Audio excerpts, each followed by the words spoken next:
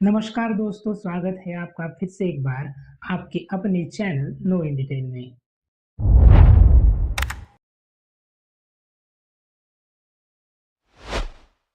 Dinosaur का अंत इतना भयानक क्यों और कैसे हुआ, इसे जानने के लिए हमें करोड़ों साल पीछे जाना होगा और डायनासोर के उस अंतिम दिन को करीब से देखना होगा। तो आइए चलते हैं आज से 65 मिलियन साल यानी कि 6 करोड़ 50 लाख साल पीछे।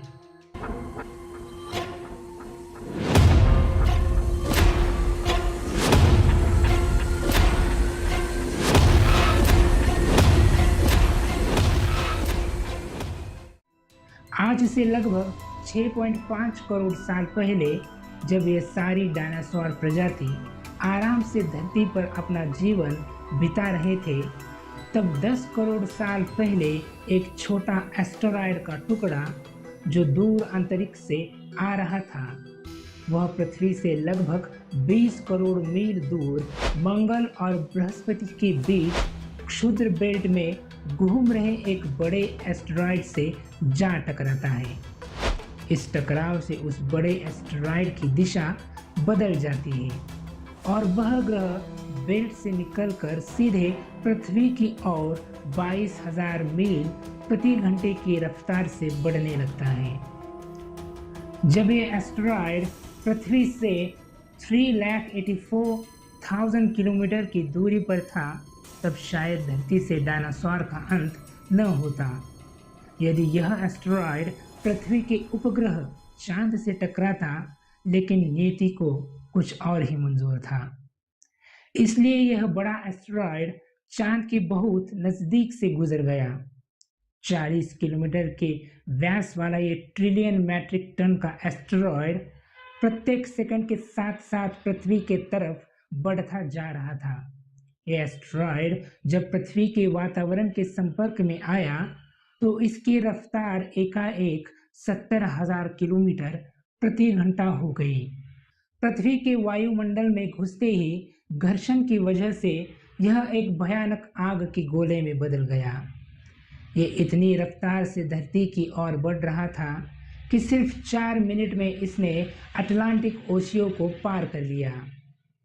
इसमें चमक इतनी अधिक थी कि पृथ्वी पर टकराने से पहले ही हजारों जीव आग के इस दहकते गोले को देखकर पूरी तरह अंधे हो चुके थे। ये जीव उस उल्का को देख नहीं पा रहे थे, लेकिन वह उसकी भयानक गर्मी को महसूस कर रहे थे। कुछ ही क्षण में ये एस्टेरॉयड सीखों की खाड़ी के पास जमीन से टकराता है और लगभग यह 35,000 डिग्री सेल्सियस ऊंचा वाला एक भयंकर विस्फोट होता है। इस टकराव का विस्फोट लगभग 10 हाइड्रोजन बम के विस्फोट के बराबर था। यह विस्फोट इतना शक्तिशाली था कि इसमें टकराते ही धरती की लाखों टन धातु अंतरिक्ष में चले गए। टकराने वाली जगह पर 180 किलोमीटर चौड़ा 20 किलोमीटर गहरा गड्ढा बन गया। विस्फोट के कारण इस गड्ढे का सारा मेटल और पत्थर आसमान में धूल के बड़े बादल में बदल गए। 16 मिनट 40 सेकंड बाद जमीनी टकराव की वजह से धरती के अंदर चारों ओर 12.1 तीव्रता की भूकंपीय तरंगे उठने लगी। इस वजह से समुद्र में विशालकाय लहरों का निर्माण हुआ और एक के बाद एक सुनामी की लहरें चारों तरफ बढ़ने लगी। भूकंपीय तरंगों ने सभी सक्रिय ज्वालामुखियों को दहका दिया, जिसके कारण जगह जगह डायनासोर का विनाश शुरू हो गया। धरती के महाविनाश की प्रक्रिया आरंभ हो चुकी थी और इसी तरह डायनासोर की उत्पत्ति वहीं से लुप्त हो गई। तो दोस्तों, यही थी इंफॉर्मेशन डायनासोर के बारे में, जिन्होंने करोड़ों साल पहले इस धरती पर अपना जीवन बिताया था। अगर ये वीडियो आपको अच्छा लगा हो तो वीडियो को लाइक कीजिए, चैनल को सब्सक्राइब कीजिए और कमेंट करना ना भूलिए। Thank you.